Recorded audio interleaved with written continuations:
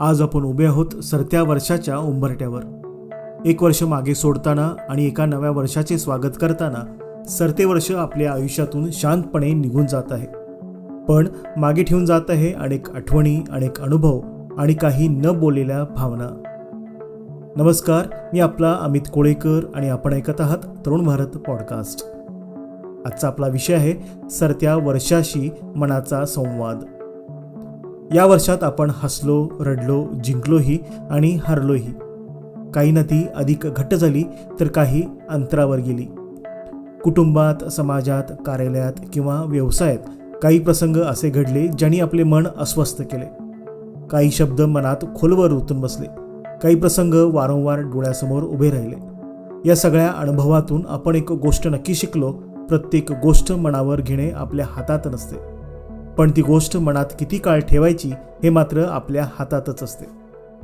कधी कधी डोळे असून आंधळे व्हावे आणि कान असूनही बहिरे व्हावे, हेच मनशांतीचे खरे सूत्र आहे, असे कोणीतरी म्हटले आहे. सरत्या वर्षाने आपल्याला शिकवले की प्रत्येक लढाई जिंकणे हे गरजेचे नसते. काही गोष्टी सोडून देण्यातच खरा विजय असतो. ज्या गोष्टींनी आपल्या मनाची शांतता हिरावून घेतली त्यांना येथेच थांबूयात.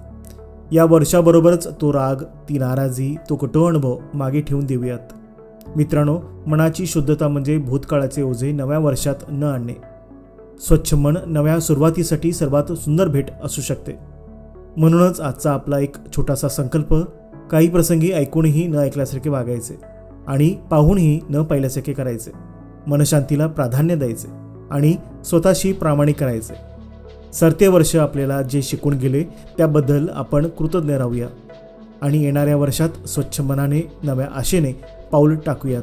मन शांत ठेवा, मन शुद्ध ठेवा आणि सकारात्मक राहा. मित्रांनो, आशा करतो आपल्याला आजचा विषय नक्कीच आवडला असेल. तर तो आपल्या जवळच्यांना शेअर करायला विसरू नका.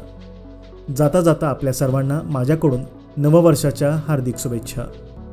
पुन्हा भेटू एका नव्या गोष्टीसह. तोपर्यंत धन्यवाद.